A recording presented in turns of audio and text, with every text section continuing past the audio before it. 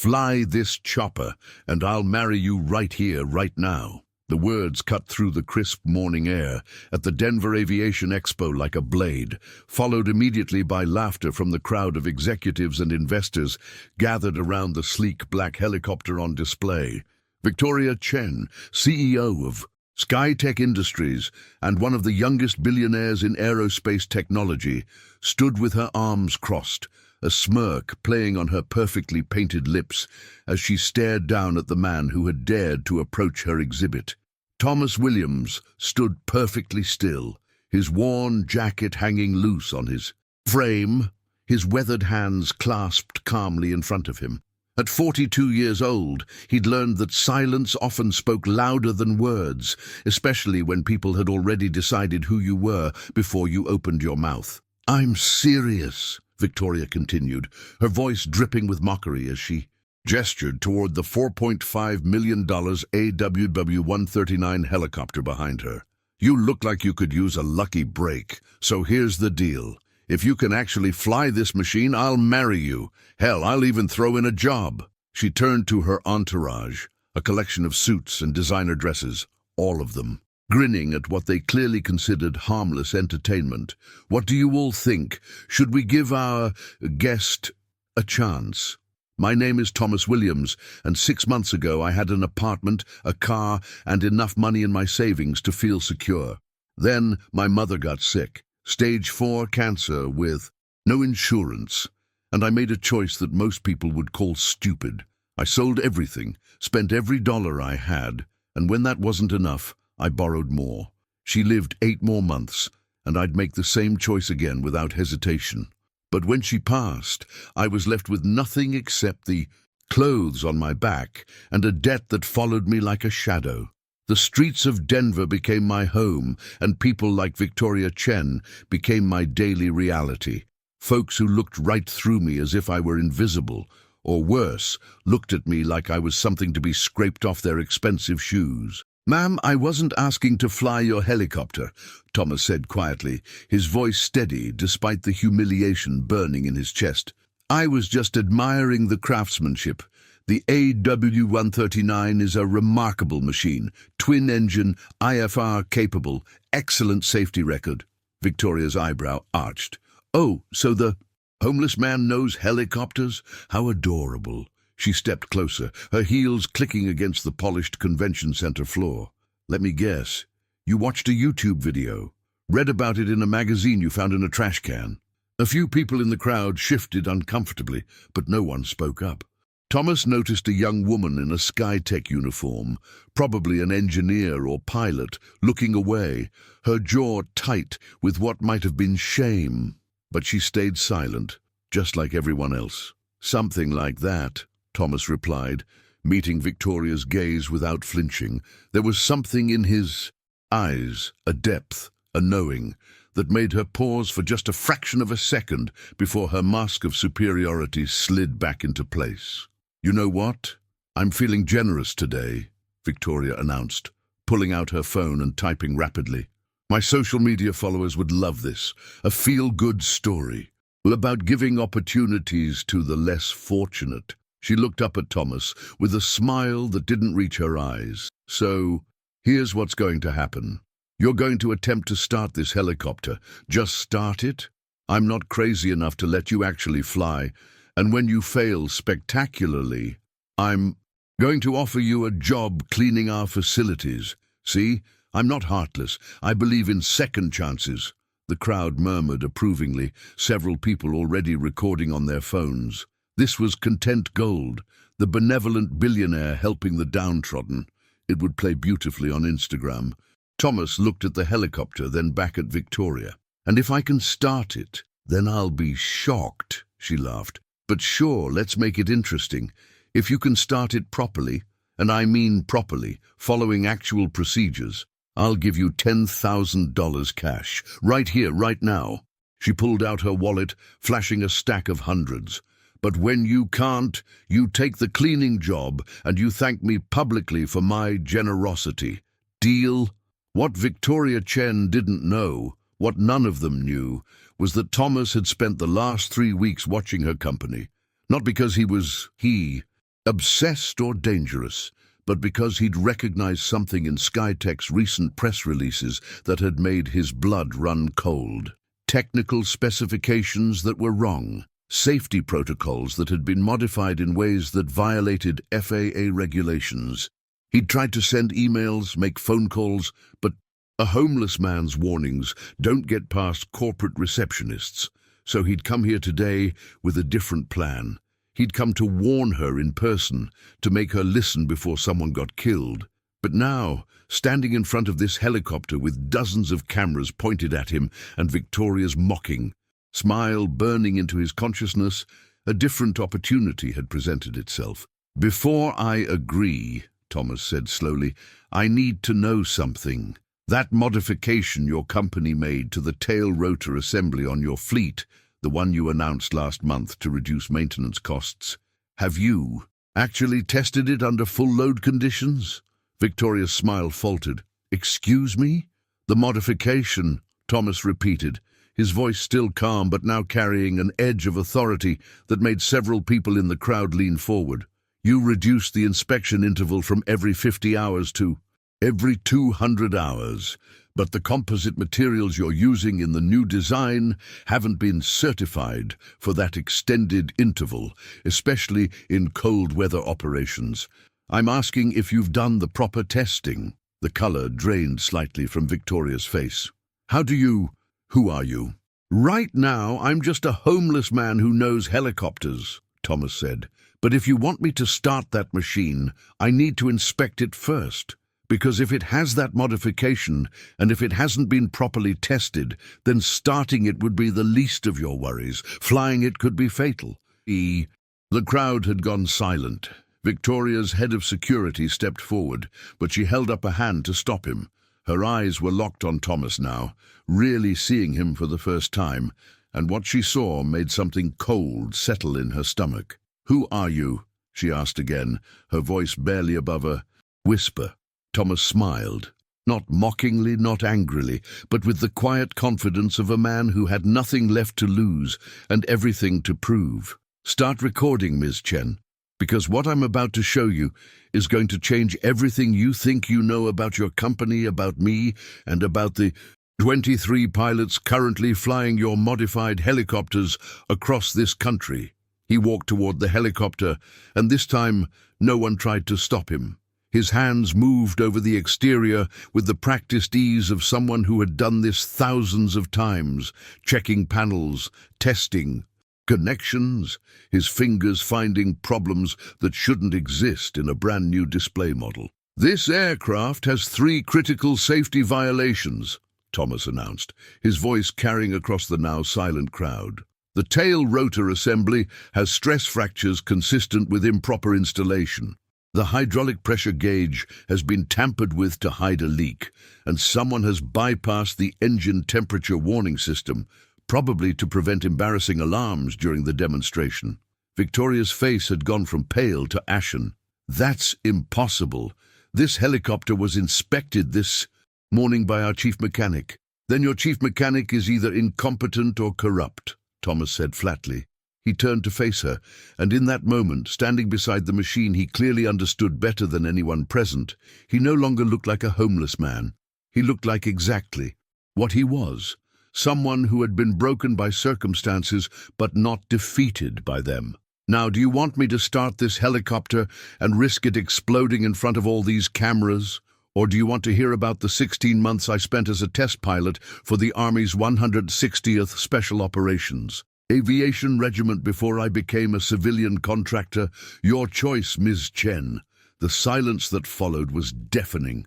Victoria's phone slipped from her hand, clattering on the floor. Somewhere in the crowd, someone whispered, "Oh my God, is he serious?" Thomas stood waiting, his expression neutral, while the woman who had mocked him 60 seconds ago struggled to process what was happening. And in that moment, everyone watching, both in person and the thousands who would see this video within the hour, realized they were witnessing something far more significant than a publicity stunt gone wrong. They were watching the moment when Victoria Chen's entire world began to crumble, and a man she'd dismissed as worthless, proved to be the only person who could save her from a disaster she didn't even know was coming. If you're enjoying this story of prejudice, hidden truth, and a reckoning that's just beginning, make sure you're subscribed, because what happens next will leave you speechless. The question hanging in the air wasn't whether Thomas could fly the helicopter. The real question was whether Victoria Chen was ready to face the truth about what her arrogance had cost her, and whether she could swallow her pride long enough to listen to the man she'd just humiliated in front of the world. Victoria Chen recovered faster than Thomas expected. Her shock lasted maybe 5 seconds before her expression hardened into something cold and calculating. She bent down, picked up her phone with deliberate slowness, and when she straightened, the mask of superiority had returned, though now it carried an edge of desperation. "Security," she said crisply, not taking her eyes off Thomas. "Escort this man out of the building. He's clearly mentally unstable and making dangerous, false accusations about our equipment." 2 security guards moved forward, but Thomas didn't budge. He simply pulled something from the inner pocket of his worn jacket, a folded piece of paper, creased and weathered, but still legible. He held it up for the cameras that were still recording. "Everything. This is an FAA incident report from 3 weeks ago," Thomas said, his voice carrying across the crowd. "A Skytech helicopter experienced a tail rotor failure during a medical evacuation flight in Montana. The pilot managed to auto-rotate and land safely, but the aircraft was destroyed. Your company classified it as pilot error and paid the pilot to sign an NDA, but I spoke to him. He told me the truth." Victoria's jaw tightened. "You're harassing my employees now?" He's my friend," Thomas interrupted quietly. "Jake Morrison. We served together in Afghanistan. He called me 2 weeks after the crash because something didn't feel right about how your company handled the investigation. He sent me the photos of the wreckage before your team cleaned up the site." The crowd was murmuring now, phones out, some people already typing furiously. This wasn't entertainment anymore. This was a scandal unfolding in real time. "Jake Morrison violated his NDA," Victoria said, her voice sharp, "which means he'll be hearing from our lawyers, and so will you for what?" Thomas asked. "For trying to prevent more people from dying. Because that's what's going to happen. Ms. Chen, you've got 23 helicopters in operation with that faulty modification. 23 aircraft flying medical evacuations, corporate transport, emergency services. How many people have to die before you admit there's a problem?" A woman in the crowd, the young Skytech engineer Thomas, had noticed earlier, suddenly spoke up. "He's right." Her voice shook, but she stepped forward anyway. "I'm Sarah Chen, Victoria's cousin and a mechanical engineer for Skytech. I filed 3 separate reports about concerns with the tail rotor modification. I was told to stop being overly cautious, and that I was damaging company morale." Victoria's head snapped toward her cousin. "Sarah, shut up, right now." "No," Sarah said, her voice growing stronger.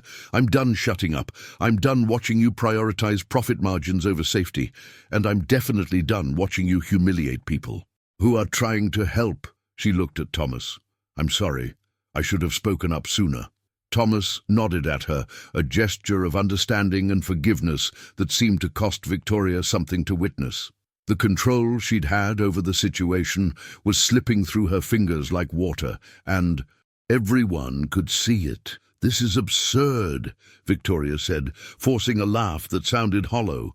"You're all believing a homeless man and a disgruntled employee over me, over Skytech Industries.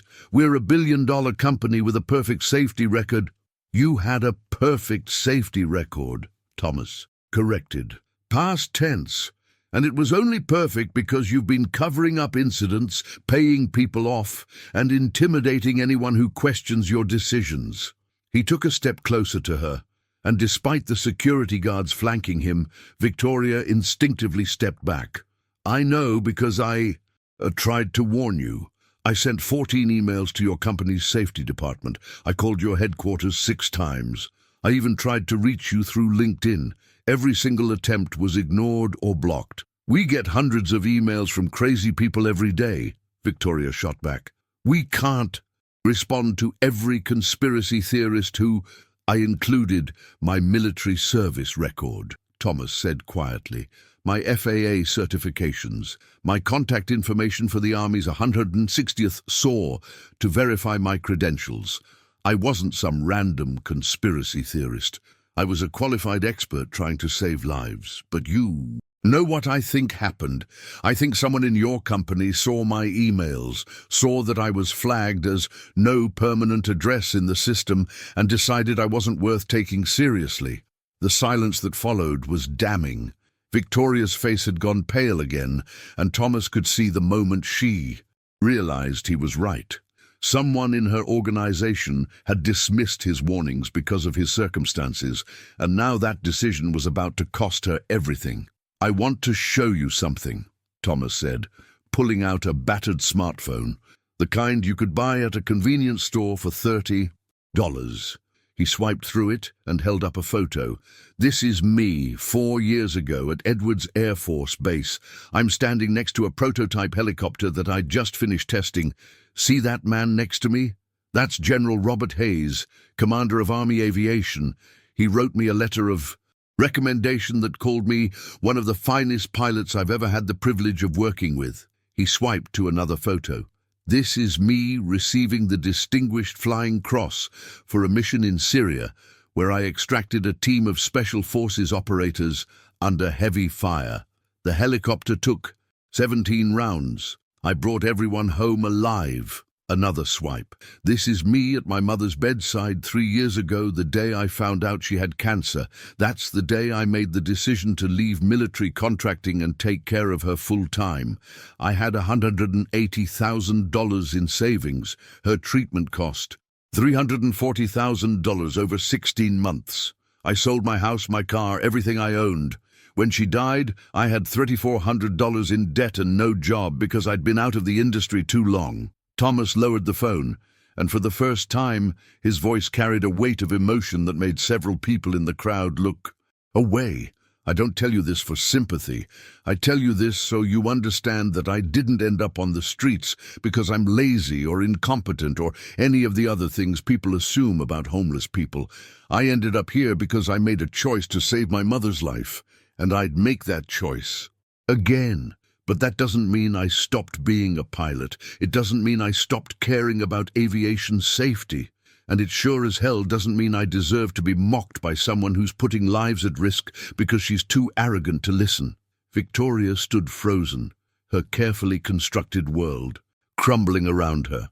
The cameras were still recording. The crowd was still watching, and somewhere in the back of her mind she was calculating the damage to her reputation, to her company, to her net worth. You want to know the worst part? Thomas continued. I didn't come here to destroy you. I came here to warn you. I came here hoping that if I could just talk to you face to face, you'd listen. But instead, you decided to humiliate me for your social media followers. You turned a safety warning into a publicity stunt. And now, when this all comes out, and it will come out, people are to ask why you were so busy mocking a homeless man that you couldn't be bothered to listen to a decorated military pilot trying to save lives. A man in an expensive suit pushed through the crowd, older, distinguished, with the bearing of someone used to authority. Ms. Chen, I'm Robert Fitzgerald. With the FAA's Flight Standards District Office, I'm going to need you to ground your entire fleet immediately pending a full safety investigation, and I'm going to need to speak with this gentleman. He looked at Thomas with something approaching respect. Sir, would you be willing to provide a formal statement? Yes, sir, Thomas said. That's why I'm here. Victoria's world was imploding, but she made one last desperate attempt to regain control. This is a setup, she said, her voice rising. You planned this. You came here to sabotage my company to what? Thomas asked tiredly. To get revenge for being homeless, Ms. Chen, I don't care about revenge. I care about the pilots flying your helicopters. I care about the patients being transported in them. I care about the emergency responders who trust that your equipment won't fail them when lives are on the line. That's all I've ever cared about." He turned to walk away with the FAA inspector, but Victoria's voice stopped him. "Wait!" She sounded different now, smaller, uncertain. "If you're really who you say you are, if you really have all this expertise, then why didn't you just go to the FAA yourself? Why come to me?" Thomas looked back at her, and in his eyes she saw something that made her chest tighten with shame. It wasn't anger or triumph, it was disappointment. "Because I believed that if you knew the truth, you'd do the right thing," he said simply. "I believed that underneath the arrogance and the privilege, there was someone who cared more about human lives than profit margins. I guess I was wrong." As he walked away, Victoria stood alone in the center of the crowd, her phone buzzing incessantly with notifications, news outlets, investors, board members, all demanding answers she didn't have. The helicopter behind her, the symbol of her company's success, now looked like a monument to her failure. But what Victoria didn't know, what no one except Thomas and the FAA inspector knew, was that the safety violations were just the beginning. The real story, the one that would shake the entire aerospace industry, was still hidden in the files Thomas had spent months collecting. Files that proved the modifications weren't just negligent, they were deliberate. Someone inside Skytech had knowingly approved dangerous changes to save money, and they'd buried the evidence so deep that only someone with Thomas's specific expertise and determination could have found it. The question now wasn't whether Victoria's company would survive the scandal. The question was whether she would have the courage to face the truth about what was happening under her leadership, and whether she could swallow her pride long enough to accept help from the man she'd tried to destroy, because Thomas wasn't done, not by a long shot, and the next revelation would force Victoria to choose between protecting her empire and protecting the lives of everyone who trusted her aircraft. 3 days after the Paris Aviation Expo, Thomas sat in a cramped conference room at the FAA's Denver office, surrounded by documents, laptop screens, and half-empty coffee cups.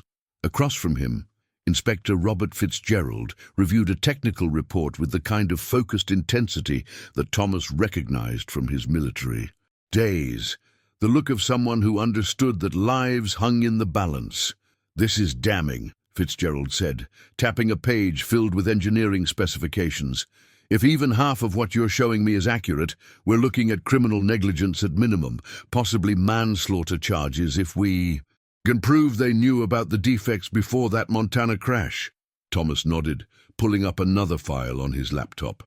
The Montana crash wasn't the first incident. There were 3 other minor malfunctions in the previous 6 months, all involving the same tail rotor assembly, all classified as pilot error or maintenance issues. I've got statements from 2 of those pilots. They're willing to testify. "How did you get all this?" Fitzgerald asked, genuine curiosity in his voice. "You've been living on the streets for months. No office, no resources, no access to industry databases. Yet, you've compiled a more thorough investigation than most of my field agents could manage." Thomas allowed himself a small smile. "You'd be surprised what you can accomplish with a library card and determination. Public libraries have computers, internet access, and databases. I spent 8 to 10 hours a day researching, cross-referencing FAA reports, tracking down pilots through veteran networks, piecing together patterns. When you've got nothing but time and a mission, you can move mountains."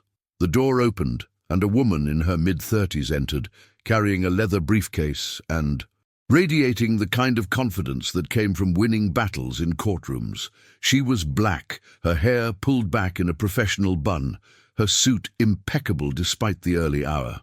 "Mr. Williams, I'm Angela Morrison, attorney at law. Your friend Jake sent me." She extended her hand, and Thomas shook it, recognizing the last name immediately. "Jake's sister," Thomas said. "He mentioned you were a lawyer, but I didn't want to impose." "You're not imposing," Angela interrupted, setting her briefcase on the table and pulling out a chair. "My brother almost died because of Skytech's negligence. When he told me what you were doing, I cleared my schedule. I'm representing you pro bono, and before you argue, understand that this isn't charity. This is personal." She opened her briefcase and pulled out a tablet. "I've spent the last 72 hours digging into Skytech, industry's corporate structure, and what I found is fascinating. Victoria Chen is the public face of the company, but she only owns 38%. The majority shareholder is a private equity firm called Blackstone Ventures, and their managing partner is a man named Richard Blackstone. Old. Money, politically connected, and with a history of acquiring companies, cutting costs to maximize profits, then selling before the consequences catch up." Thomas leaned forward. "You're saying Victoria might not be the one calling the shots. I'm saying the modifications that compromised your helicopters were approved 6 months ago, right after Blackstone Ventures increased their stake in the company," Angela explained. "The engineering team recommended against the changes. Victoria's cousin Sarah filed formal objections, but the board, controlled by Blackstone, overruled everyone and pushed the modifications through anyway. They saved approximately $2.3 million annually in maintenance costs." Fitzgerald's expression darkened. "They traded safety for profit. Worse," Angela said. "They knew it was dangerous. I've got emails from Blackstone's technical consultant acknowledging the risks, but recommending they proceed anyway because the probability of catastrophic failure within the first year is statistically low, and the cost savings justify the acceptable risk." Thomas felt his hands curl into fists. Acceptable risk. They're talking about human lives, like their line items in a budget. "That's exactly what they're doing," Angela confirmed. "And here's where it gets interesting. Victoria Chen has been trying to buy out Blackstone's shares for the past 3 months. She's been fighting with the board, trying to reverse the modifications, but she doesn't have the votes. Blackstone has been blocking her at every turn." Thomas sat back, processing this information. The picture was becoming clearer, and it was more complicated than he'd initially thought. Victoria wasn't just an arrogant CEO. She was someone trapped in a situation she couldn't control, lashing out at anyone who threatened to expose the problems she was desperately trying to fix. "That doesn't excuse what she did," Thomas said quietly. "She still mocked me, still tried to have me thrown out instead of listening." "No, it doesn't excuse it," Angela agreed, "but it does explain it. She's been under enormous pressure, fighting a battle she's losing, and when you showed up with evidence of the very problems she's been trying to address, you represented everything she's been afraid of, public exposure before she could fix the situation." Fitzgerald cleared his throat. "This is all very enlightening, but it doesn't change our immediate problem. We've grounded Skytech's fleet, but Blackstone Ventures has already filed an injunction claiming the grounding is based on unsubstantiated allegations from an unreliable source. They're arguing that Mr. Williams's homeless status makes him an unreliable witness, and they're pushing to have the aircraft returned to service within 48 hours. Thomas felt the familiar sting of prejudice, even here, even now. "So my credentials don't matter? My service record? My expertise? None of that counts because I don't have a permanent address." "In a courtroom it matters," Angela said firmly, "but in the court of public opinion and corporate pressure, Blackstone is betting they can discredit you before the truth comes out. They've already started a media campaign. Look at this." She pulled up a news article on her tablet. The headline read, "Homeless man's accusations ground major aviation company. Experts question credibility." The article featured quotes from industry insiders suggesting Thomas was mentally unstable, possibly suffering from PTSD, and that his allegations were the result of delusions rather than facts. "They're destroying my reputation," Thomas said, his voice hollow. "They're trying to," Angela corrected. "But here's what they don't know. I've been in contact with 3 major news outlets, and I've provided them with your full military record, your FAA certifications and testimonials from 15 pilots you've worked with over the years, including 2 who are now commercial airline captains, and 1 who's a test pilot for Boeing. By tomorrow morning, the narrative is going to shift dramatically. Fitzgerald nodded approvingly. Good, but we need more than good press. We need concrete evidence that will hold up in court. Mr. Williams, you mentioned you have files proving the modifications were deliberately approved despite known risks. Can you get me those files? Thomas hesitated. I can, but there's a complication. The most damaging evidence, the emails, the internal memos, the engineering reports that were suppressed. I don't have physical copies. I know where they are, but accessing them would require getting inside Skytech's headquarters. That's impossible, Fitzgerald said. They've already tightened security. After your confrontation with Victoria Chen, they've locked down everything. No unauthorized personnel allowed anywhere near their facilities. Not impossible, Thomas said slowly, an idea forming. Difficult, but not impossible. I'd need help, and I'd need to move fast before they realize what I'm after. Angela studied him carefully. What are you thinking? I'm thinking that Victoria Chen is fighting the same battle we are, just from the inside, Thomas said.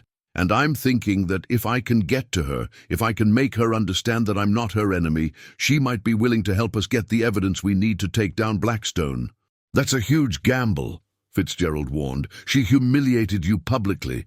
She tried to have you arrested. Why would she help you now? Because she's losing, Thomas said simply. Her company is being destroyed. Her reputation is in ruins, and Blackstone is positioning her to take the fall for everything. Right now, I'm the only person who can prove that she's not the villain in this story, that she's been trying to fix the problems Blackstone created. If she's smart, she'll realize that working with me is her only chance at redemption. Angela smiled. You're either brilliant or crazy. Possibly both. Definitely both, Thomas agreed. But here's what Blackstone doesn't understand. They think they can discredit me because I'm homeless. They think my circumstances make me weak, desperate, easy to dismiss. What they don't realize is that having nothing left to lose makes me the most dangerous person they could possibly face. I'm not afraid of them. I'm not intimidated by their lawyers or their money or their political connections. I've survived things that would break most people, and I'm still standing. He stood up, gathering his documents. I'm going to Skytech headquarters. Tomorrow morning, I'm going to walk through their front door, and I'm going to ask to speak with Victoria Chen. And when security tries to throw me out, when Blackstone's people try to intimidate me, I'm going to stand my ground, because I've got something they can never take away from me, the truth, and the courage to speak it no matter what it costs me. Fitzgerald and Angela exchanged glances. Finally, Fitzgerald nodded. If you're going to do this, you'll need backup. I'll have 2 of my agents nearby, ready to intervene if things go sideways. And I'll make sure the media knows you're going. To be there, Blackstone won't dare do anything too aggressive if there are cameras watching. I'll be there too, Angela added, as your legal counsel. If they try to have you arrested or removed, they'll have to go through me first. Thomas felt something he hadn't experienced in months. Hope. Not the desperate, fragile hope of someone barely surviving, but the solid, grounded hope of someone who had allies, a plan, and a fighting chance at justice. There's one more thing, Thomas said, pulling out a USB drive from his pocket. This contains everything I've collected over the past 3 months. Every document, every interview, every piece of evidence. If something happens to me tomorrow, if Blackstone manages to silence me somehow, I need to know this information will still get out. Angela took the drive. Nothing's going to happen to you, but I'll keep this safe, just in case. As Thomas left the FAA office that evening, walking back toward the shelter where he'd been staying, he felt the weight of what was coming. Tomorrow would be the moment of truth. Tomorrow he would face Victoria Chen again, but this time not as a homeless man being mocked for entertainment. This time he would face her as an equal, offering her a chance at redemption and demanding answers that could bring down an empire built on greed and negligence. What Thomas didn't know, what he couldn't know, was that Victoria Chen had spent the last 3 days doing her own investigation. She'd been digging through her company's files, questioning her staff, and slowly piecing together the same picture that Thomas had already assembled. And she'd come to a terrifying conclusion. Blackstone Ventures wasn't just cutting corners to save money. They were deliberately sabotaging her company, planning to let it fail spectacularly, collect the insurance money, and walk away clean while she took the blame for everything. The question was whether she would have the courage to admit she'd been wrong about Thomas, to accept his help, and to fight back against the people who were destroying everything she'd built. Because if she chose pride over truth, if she chose to protect her ego instead of her company and the lives depending on it, then tomorrow's confrontation would end very differently than Thomas hoped.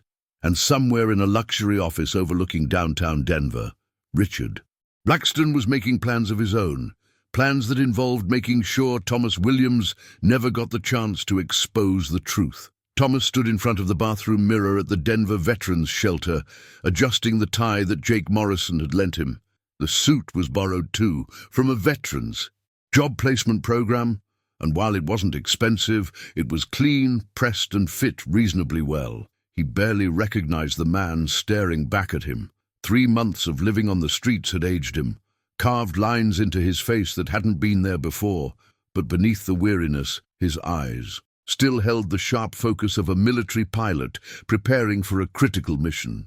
"You clean up nice," Jake said from the doorway, leaning on his cane. The injuries from the Montana crash had left him with a permanent limp, but his spirit remained unbroken. "You ready for this?"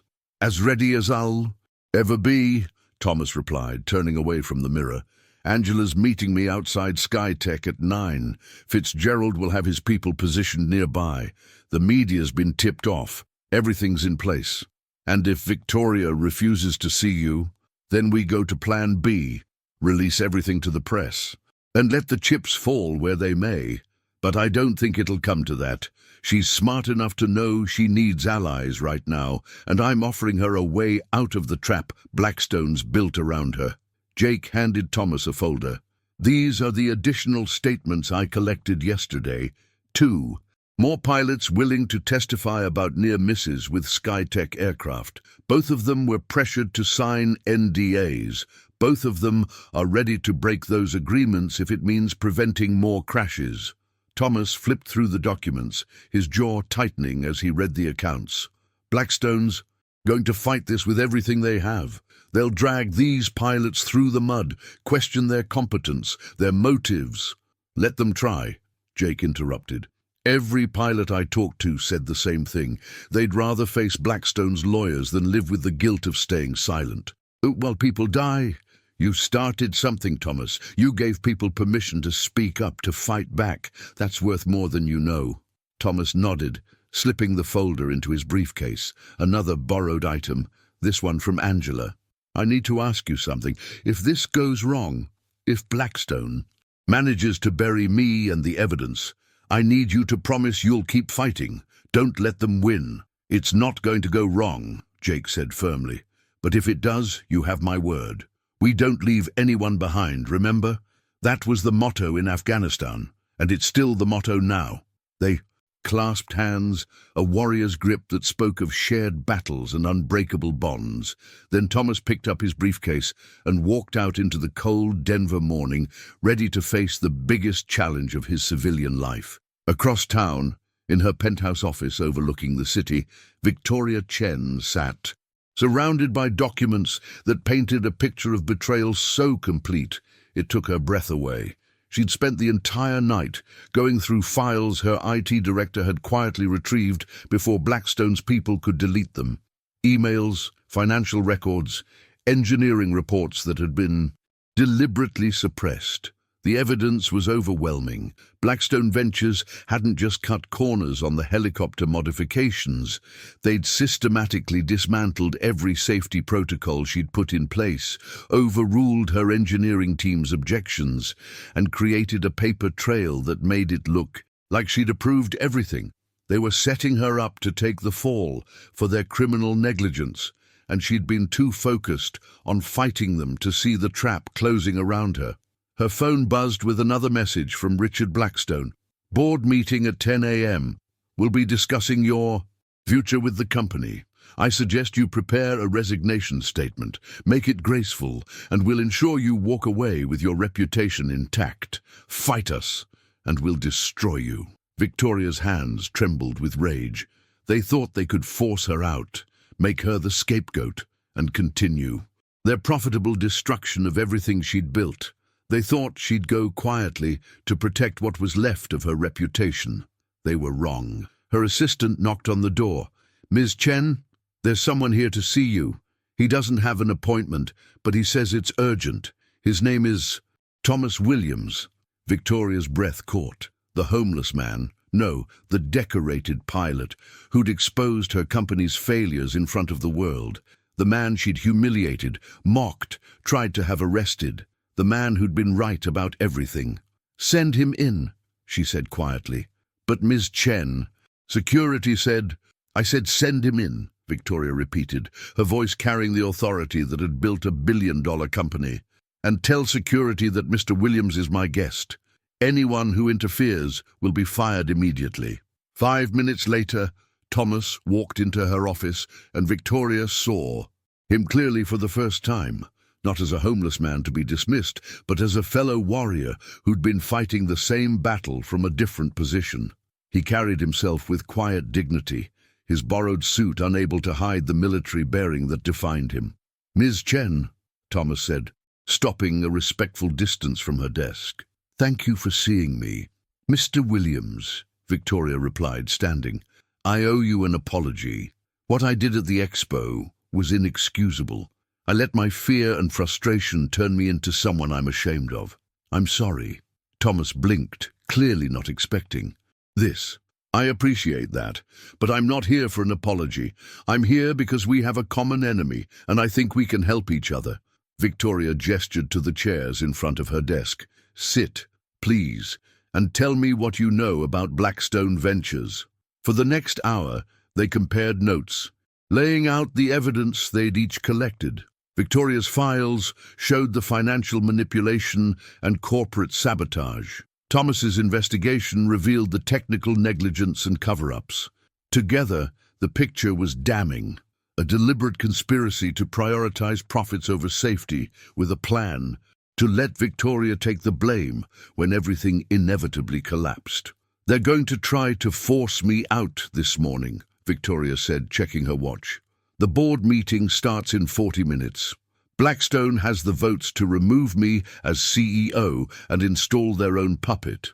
Once I'm gone, they'll have complete control of the company, and any chance of fixing the safety issues dies with my termination." "Not if we move first," Thomas said, pulling out his phone. "Angela Morrison is downstairs with FAA Inspector Fitzgerald. They have enough evidence to arrest Richard Blackstone and 3 members of your board for criminal negligence and conspiracy to commit fraud. But we need your testimony. We need you to go on record about what Blackstone has done, about how they've manipulated the company and endangered lives." Victoria's face paled. "If I testify against Blackstone, I'll lose everything. The company, my reputation, possibly my freedom if they manage to convince a jury I was complicit." "You'll lose everything anyway if you don't fight back," Thomas interrupted. "Blackstone's plan is to destroy you whether you cooperate or not. The only question is whether you go down as a villain who prioritized profits over safety, or as a whistleblower who had the courage to expose corruption even when it cost her everything." Victoria stood, walking to the window and staring out at the city below. "I built this company from nothing. My parents were immigrants who worked 3 Jobs to put me through college. Skytech was supposed to be their legacy, proof that their sacrifices meant something, and now I'm being asked to tear it all down. You're being asked to save it, Thomas corrected gently. Right now, Skytech is a company built on lies and covered-up failures. If you walk away, if you let Blackstone win, that's what your parents' legacy becomes. But if you fight, if you expose the truth and rebuild on a foundation of integrity, then Skytech can become what it was always meant to be, a company that values human life over profit margins. Victoria turned to face him, tears streaming down her face. Why are you helping me? After what I did to you, why would you offer me a way out? Thomas stood, meeting her eyes with an intensity that made her breath catch. Because I've been where you are. I've lost everything, been judged by people who didn't know my story, been dismissed as worthless because of circumstances beyond my control, and I learned that the only way to survive that kind of loss is to hold on to your integrity, to fight for what's right even when it costs you everything. You made a mistake at the expo. You let fear and pressure turn you into someone you're not, but that doesn't define you unless you let it. What defines you is what you do next. Victoria wiped her eyes, straightening her shoulders. What do you need from me?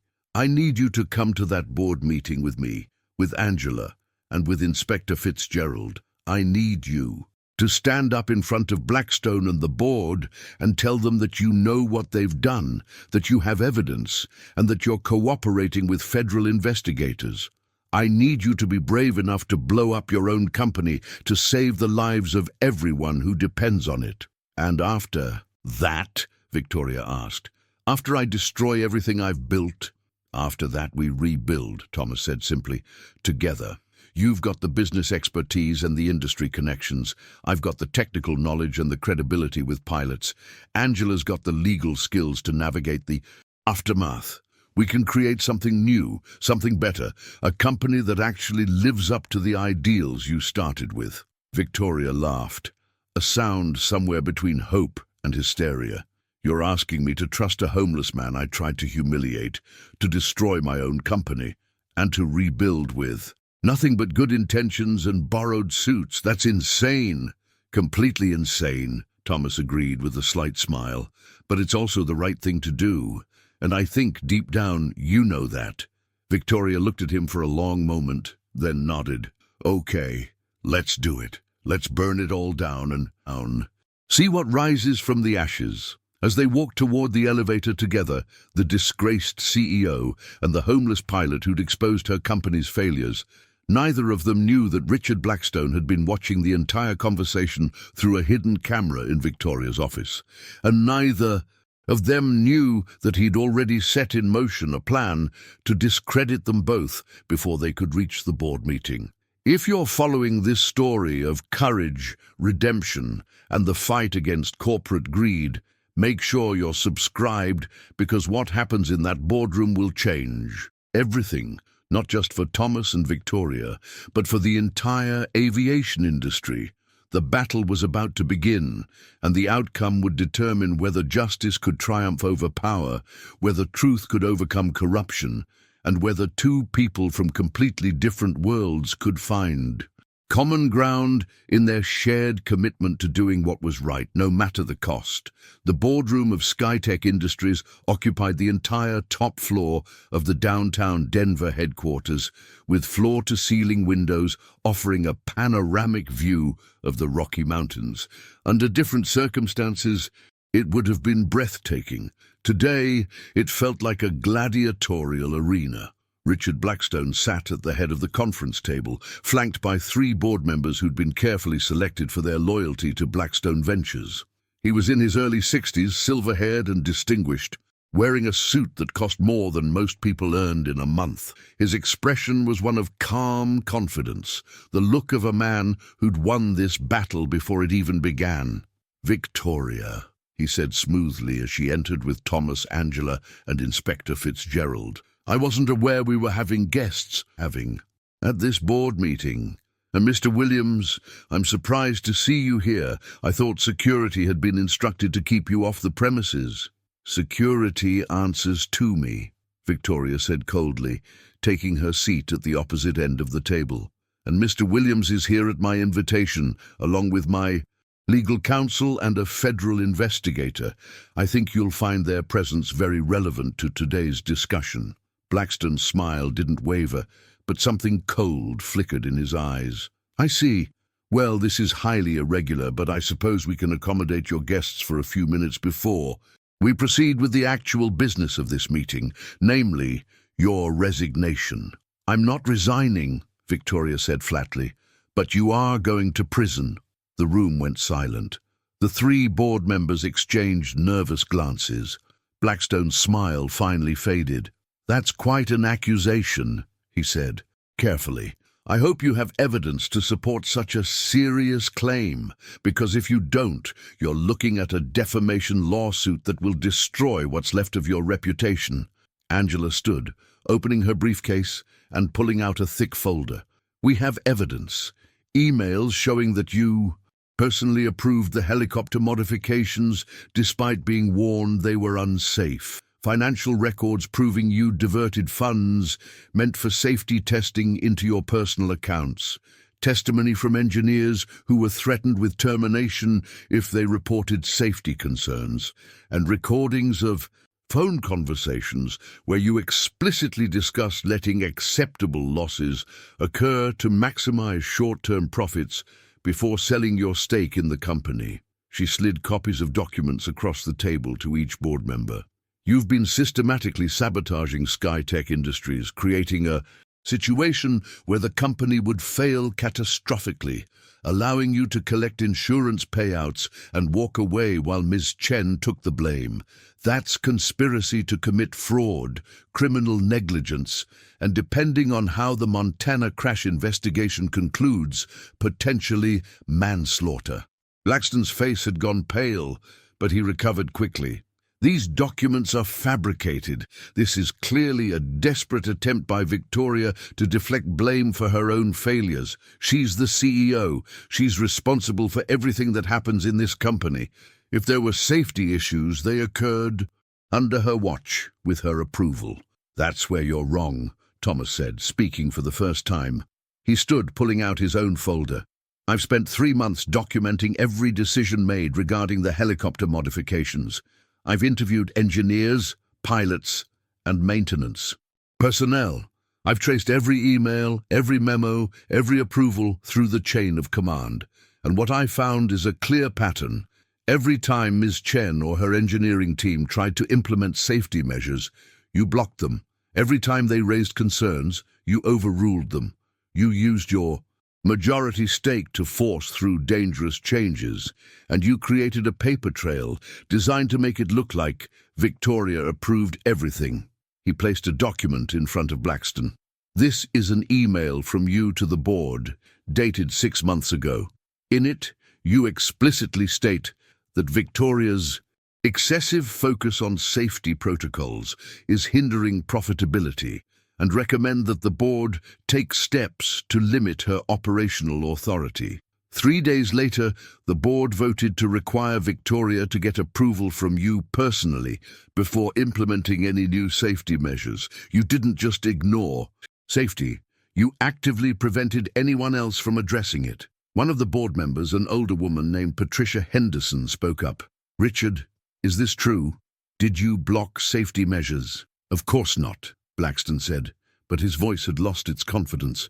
This is a coordinated attack by people who want to destroy this company. Victoria is facing criminal charges herself, and she's trying to drag me down with her. Mr. Williams is a homeless man with mental health issues who's been harassing our company for months. And this lawyer is the sister of a pilot who's trying to extort money from us. None of them are credible witnesses. I'm credible, Inspector Fitzgerald said, standing. I'm a federal investigator with 23 years of experience, and I've reviewed all the evidence these people have provided. I've also conducted my own independent investigation, including interviews with your staff, analysis of the wreckage from the Montana crash, and examination of your company's financial records. And I can tell you with absolute certainty that Mr. Blackstone is lying." He pulled out his badge and placed it on the table.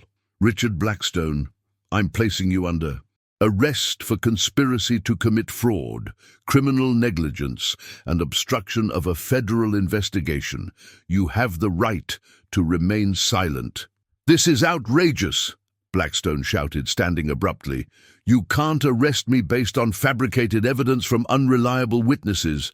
I have lawyers, I have political connections, You have nothing," Victoria said quietly, and something in her voice made everyone stop and look at her. "You have money and connections, and the arrogance of someone who's never faced real consequences for your actions. But you don't have integrity.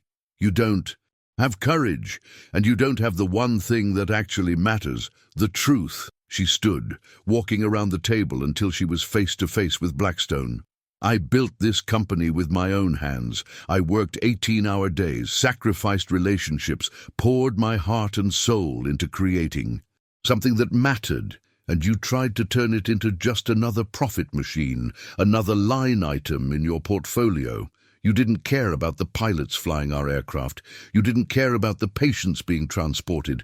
You didn't care about anything except your quarterly returns." Her voice rose, years of frustration and anger finally breaking through her controlled exterior. "And when someone tried to warn us, when a decorated military pilot with more expertise than anyone in this room tried to tell us we were putting lives at risk, you had your people discredit him because he was homeless? You judged his worth based on his circumstances instead of his character. You dismissed his warnings because you thought someone living on the streets couldn't possibly know more than you." She turned to Thomas, her eyes bright with unshed tears. "But he did know more. He knew everything. He knew.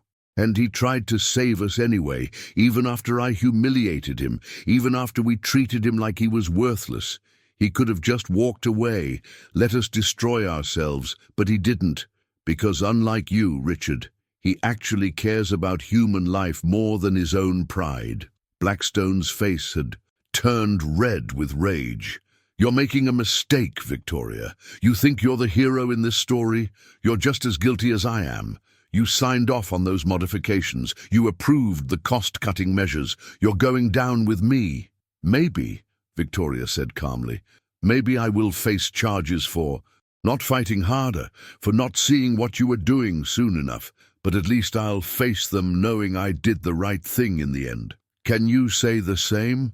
Inspector Fitzgerald moved forward with handcuffs, and 2 FBI agents who'd been waiting outside entered the room. Blackstone tried to resist, but it was futile. As they led him toward the door, he turned back one last time.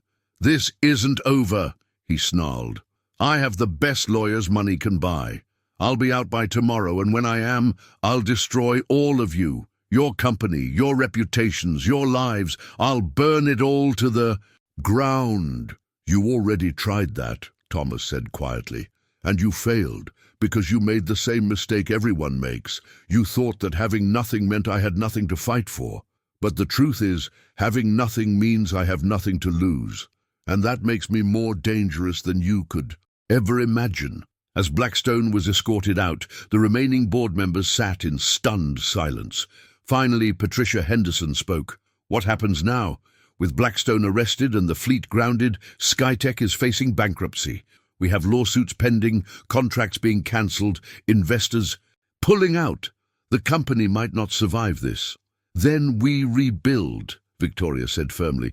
"We start over with a foundation of transparency and safety. We settle with the victims of our negligence. We implement every safety measure that should have been in place from the beginning.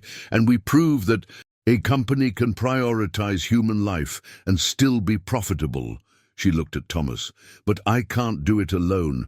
I need someone who understands aviation safety, someone pilots trust, someone who can help me rebuild this company into what it should have been from the start. Mr. Williams, I'm offering you a position as Chief Safety Officer of Skytech Industries, full salary, benefits, and a seat on the board. What do you say? Thomas was quiet for a long moment, processing the offer. 6 months ago, he'd had nothing. Today, he was being offered a chance to rebuild his life and help create something meaningful. But more than that, he was being offered validation, proof that his worth wasn't determined by his circumstances, but by his character and expertise. "I accept," he said finally, "on one condition. We establish a fund to help other veterans who are struggling, who are homeless, or facing hardship. We use our resources to make sure no one else has to choose between taking care of their family and maintaining their career. We prove that a company can be successful and compassionate." Victoria smiled, a genuine smile this time, not the practiced expression of a CEO, but the real emotion of someone who'd found an unexpected ally. "Deal. Let's change the world, Mr. Williams." As they shook hands, cameras flashed from the hallway where reporters had gathered, alerted by Angela's carefully timed press release. The story would be everywhere by evening. The homeless pilot, who'd exposed corporate corruption, the CEO who'd chosen integrity over profit, and the dramatic arrest of a billionaire who'd thought himself untouchable. But the real story, the one that would matter in the years to come, was just beginning. Because Thomas and Victoria had started something bigger than either of them realized, a movement that would force the entire aviation industry to re-examine its priorities, that would give voice to whistleblowers who'd been silenced, and that would prove that sometimes the most powerful force in the world isn't money or connections, but simple human courage. 18 months later, Thomas stood in the lobby of the newly renovated SkyTech Industries headquarters, watching as a group of veterans toured the facility. They were part of the Veterans Aviation Program, an initiative he'd created to help former military pilots transition to civilian careers, providing training, certification assistance, and guaranteed job placement. The company had changed dramatically since that confrontation in the boardroom. The fleet had been completely overhauled, with every aircraft meeting or exceeding safety standards. The modifications that Blackstone had forced through had been reversed, and new protocols had been implemented that made SkyTech's helicopters among the safest in the industry. It had been expensive, time-consuming, and painful, but it had been necessary. "Mr. Williams?" A young woman approached, wearing a SkyTech flight suit. "I just wanted to thank you. I'm Maria Rodriguez, one of the first graduates of the Veterans Aviation Program. I was living in my car 6 months ago, couldn't find work because I'd been out of the cockpit too long after my deployment. Your program gave me a second chance. I start as a pilot next week." Thomas shook her hand, feeling the familiar weight of gratitude and responsibility. "You earned it, Maria. Your skills, your dedication, that's what got you here. We just opened the door." "You did more than that," she said quietly. "You proved that our circumstances don't define our worth. That matters more than you know." As she walked away, Victoria approached, carrying 2 cups of coffee. She handed one to Thomas, and they stood together, watching the veterans explore the facility that had become a symbol of second chances and redemption. "The board approved the expansion," Victoria said. "We're opening 3 more training facilities across the country. By this time next year, we'll have helped over 500 veterans get back into aviation careers." "That's good," Thomas said, "but it's not enough. There are thousands of veterans struggling, thousands of people who just need someone to believe in them." "Then we'll help thousands," Victoria replied simply. "We've got the resources now, and we've got the credibility. The industry is watching us, Thomas. Other companies are starting their own programs, implementing stricter safety protocols, listening to whistleblowers instead of silencing them. We started a revolution." Thomas smiled. "We started a conversation. The revolution is what happens when people realize they have the power to demand better, to hold companies accountable, to refuse to accept acceptable losses as the cost of doing business." His phone buzzed with a notification. It was a news alert. Richard Blackstone sentenced to 15 years in federal prison for corporate fraud and criminal negligence. Thomas showed it to Victoria, and they both felt a sense of closure. Justice had been slow, but it had been thorough. Blackstone's empire had crumbled, his assets seized to pay restitution to victims, his reputation destroyed beyond repair. "Do you ever think about that day at the expo?" Victoria asked quietly. "About what would have happened if you just walked away when I mocked you?" "Every day," Thomas admitted. "I think about how close I came to giving up, to deciding that no one would listen anyway, so why bother trying? But then I remember my mother, and the choice I made to take care of her even when it cost me everything. She taught me that doing the right thing isn't about whether it's easy, or profitable, or convenient. It's about being able to look at yourself in the mirror and know you didn't compromise your integrity." Victoria nodded, her own eyes distant with memory. "I think about it too. I think about the person I was that day. Arrogant, dismissive, so focused on protecting my company that I couldn't see I was destroying it. You saved me, Thomas. Not just my company, but me. You showed me what real courage looks like." "You saved yourself," Thomas corrected. "I just gave you the information. You made the choice to act on it, to risk everything for the truth. That took more courage than anything I did."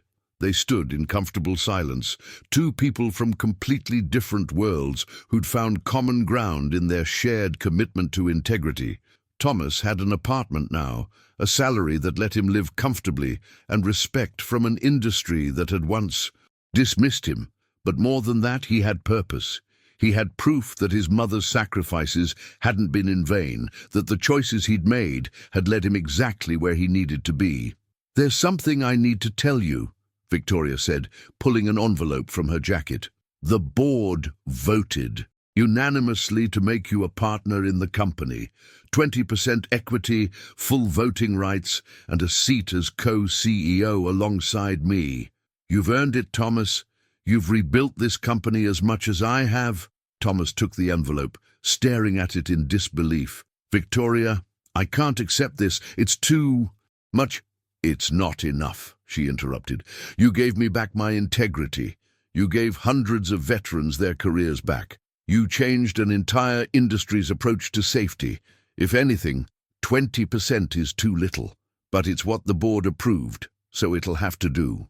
Thomas opened the envelope, seeing the legal documents that would make him a millionaire, that would give him security he'd never imagined possible.